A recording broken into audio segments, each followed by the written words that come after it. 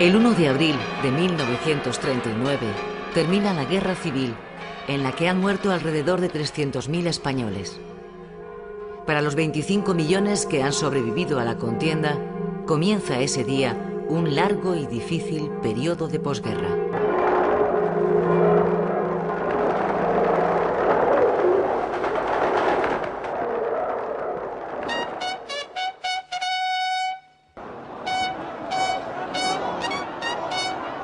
Para celebrar su victoria en una guerra que ha enfrentado a los españoles durante 3 interminables años, el general Francisco Franco, llamado también el Caudillo, preside en Madrid, el 19 de mayo de 1939, un gran desfile militar que dura 5 horas. En él participa una representación de los 2 ejércitos extranjeros que le han ayudado a ganar la guerra. Un batallón de los camisas negras italianos y otro de la Legión Cóndor alemana desfilan ante el vencedor. En ese momento, Franco es el gobernante que concentra el mayor grado de poder de toda nuestra historia. En sus manos está la jefatura del Estado, la presidencia del gobierno, el mando de las Fuerzas Armadas y la jefatura nacional del único partido permitido, la Falange Española tradicionalista. Su poder omnímodo queda bien expresado en una consigna de la época: Franco manda, España obedece.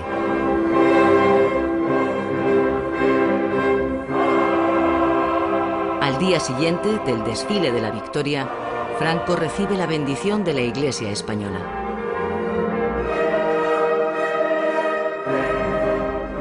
Madrid, en la iglesia de Santa Bárbara, tiene lugar un acto religioso hondamente emotivo en que el caudillo hace ofrenda a Dios de su espada victoriosa ante el cardenal primado.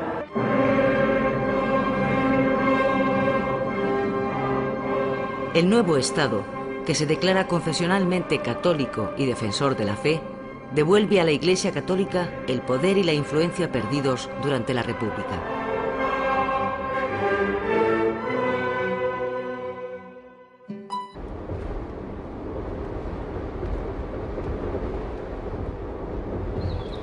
Franco implanta en España un Estado de tipo totalitario. Un Estado totalitario armonizará en España el funcionamiento de todas las capacidades y energías del país, en el que dentro de la unidad nacional el trabajo, estimado como el más ineludible de los deberes, será el único exponente de la voluntad popular. La dictadura militar suprime todas las libertades democráticas. Los partidos y los sindicatos quedan prohibidos. Los estatutos de autonomía del País Vasco y de Cataluña son derogados y sus lenguas perseguidas. Los medios de comunicación son sometidos a la férrea censura del Estado. Los funcionarios públicos son depurados. El saludo fascista con el brazo en alto es declarado saludo nacional. Los españoles se convierten en súbditos. La dictadura de Franco se va a apoyar en 3 pilares esenciales: el ejército, el partido único, dominado por los falangistas, y la Iglesia.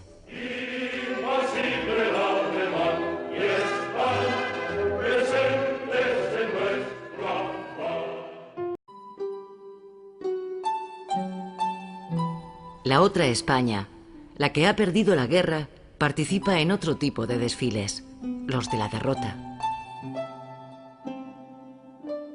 Cerca de 500.000 de españoles huye del país en dirección a Francia.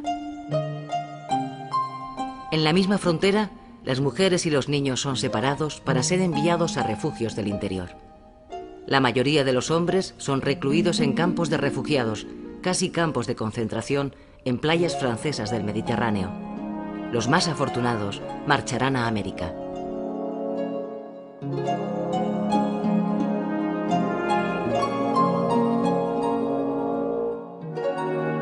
La gran mayoría de los vencidos que optaron por quedarse en España han sido detenidos y son obligados a recorrer el país con destino a campos de prisioneros donde quedan encerrados. En un primer momento, las plazas de toros y los campos de fútbol se convierten en depósito de los más de 300.000 prisioneros. Medio centenar de campos de concentración provisionales se abren en toda España para encerrar a los miembros cautivos del ejército republicano. El siguiente paso es la depuración de responsabilidades políticas. Atención, atención. Los nombres de la siguiente lista preparados para el Consejo de Guerra. Alrededor de 40.000 presos son condenados a muerte y fusilados en los años que siguen al final de la guerra. Fallamos que debemos condenar y condenamos al procesado como autor de un delito de adhesión a la rebelión a la pena de muerte. Otros muchos, como el poeta Miguel Hernández o el dirigente socialista Julián Besteiro, mueren en la cárcel, víctimas de la desnutrición, el frío y la miseria. La feroz represión sobre los derrotados es una de las bases en las que se asienta el nacimiento del nuevo régimen. De hecho, el estado de guerra se mantiene en vigor 9 años más, hasta 1948. La paz solo llega para los vencedores. Sobre los vencidos cae el castigo, la humillación y el miedo.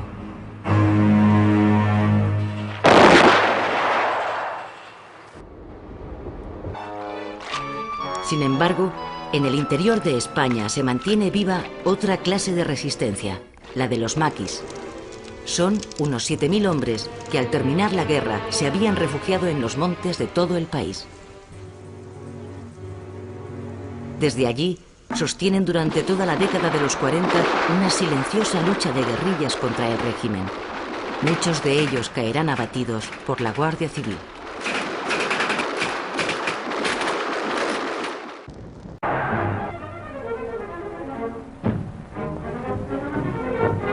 En la prisión de Porlier y durante la Navidad se celebra una misa que oyen todos los reclusos y a la que asiste el ministro de Justicia, don Eduardo Aunós. La mala situación internacional del régimen tiene consecuencias internas. La feroz represión de los primeros años de posguerra se suaviza y el número de presos desciende.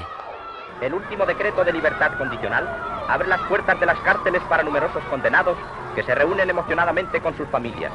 Con este decreto ha quedado resuelto el problema penitenciario y no quedará en las cárceles más población penal que la que habitualmente existía con anterioridad al 18 de julio de 1936.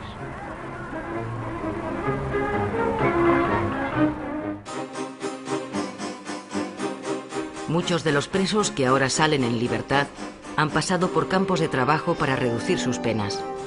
De ellos, unos 20.000 han estado aquí, en Cuelgamuros, excavando el interior de la montaña para construir el Valle de los Caídos, un gran mausoleo en memoria de las víctimas de la Guerra Civil. La idea, del propio Franco, se puso en marcha en 1940.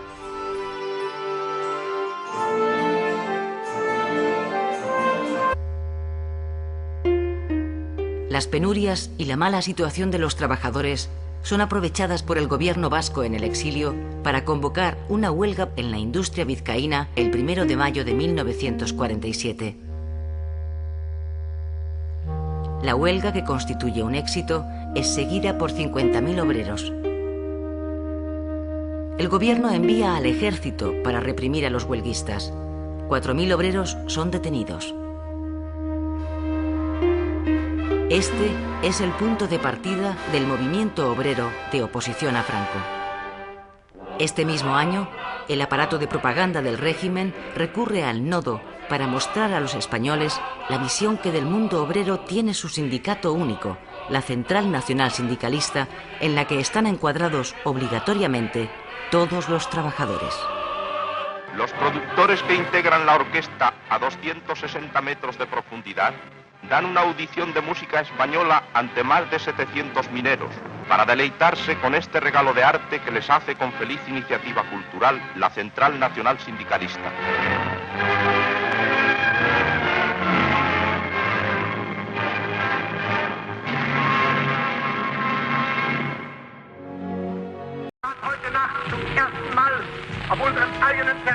Con la invasión de Polonia por la Alemania de Hitler, comienza, a los 5 meses del final de nuestra guerra, la Segunda Guerra Mundial.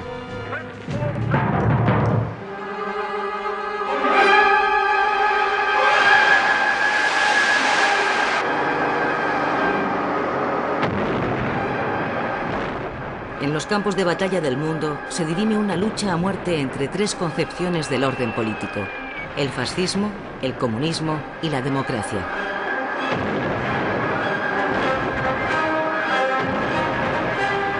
El rápido avance de los ejércitos alemanes en Europa modifica la política española, que en un principio había sido de neutralidad plena.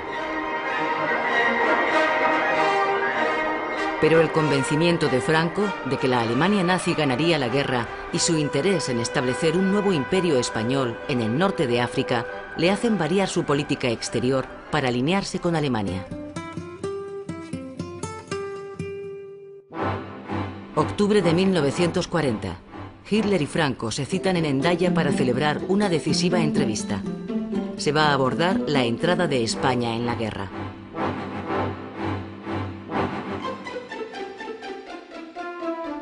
Hitler pretende que España entre en la guerra cuanto antes, pero no tiene intención de ofrecer a cambio grandes concesiones. Franco aspira a que se le cedan las posesiones de Francia en el norte de África.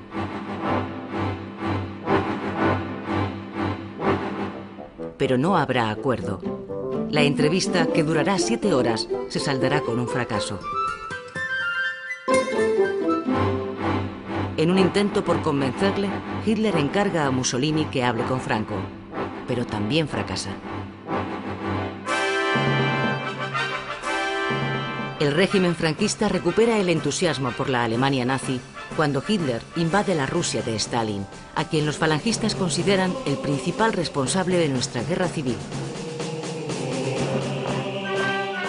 Franco autoriza la formación de una fuerza militar de voluntarios, la División Azul, para enviarla al frente ruso en ayuda de Alemania.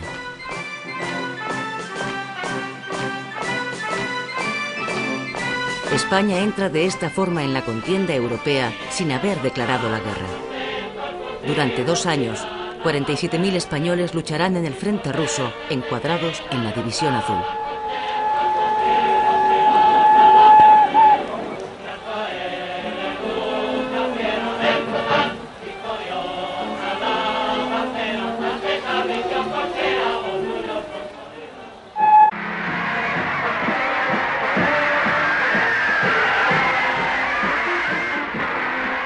Con la liberación de París en el verano del 44, se acerca el fin de la Guerra Mundial.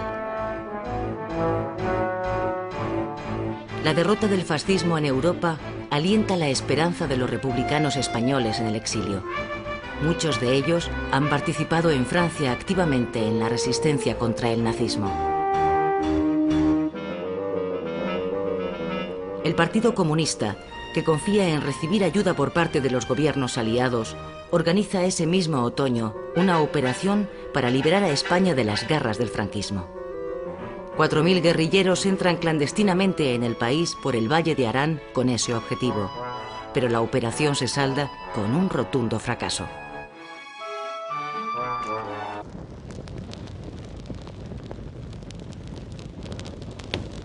Tras la victoria de los aliados, el régimen de Franco pasa a ser el único fascismo que, habiendo apoyado a Hitler, sobrevive en Europa. La soledad internacional del franquismo se hace patente en 1946. Ese año, las Naciones Unidas niegan a España la entrada en su organización y recomiendan, además, a los países miembros que rompan relaciones con el régimen franquista.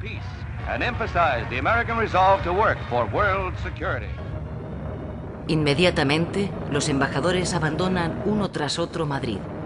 Francia cierra su frontera con España. El régimen de Franco queda totalmente aislado del exterior.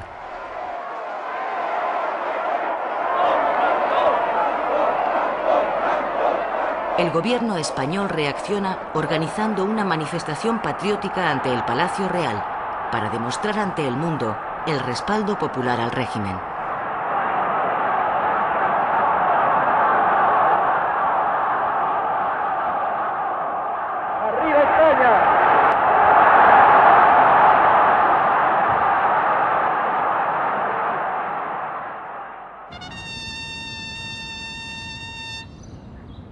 La nueva situación internacional obliga a Franco a modificar su política.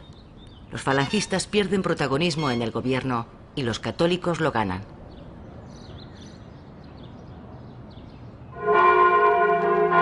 El régimen pretende distanciarse del fascismo derrotado a base de acentuar su carácter católico.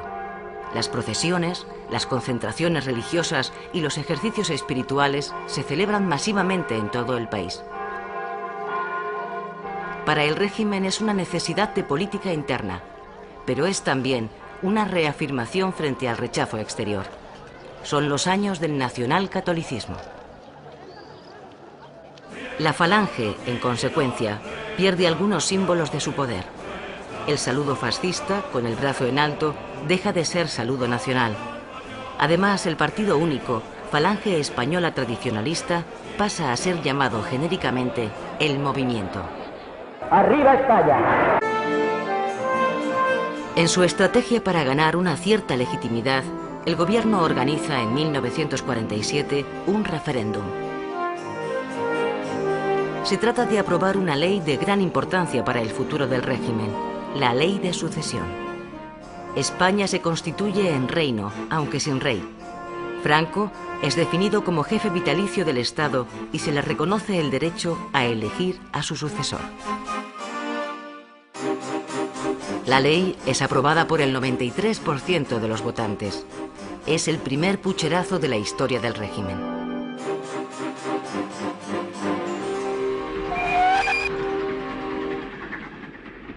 Un año después de aprobada la ley de sucesión, el príncipe don Juan Carlos, hijo primogénito de don Juan de Borbón, titular de los derechos dinásticos de la Casa Real, viaja de Estoril a Madrid.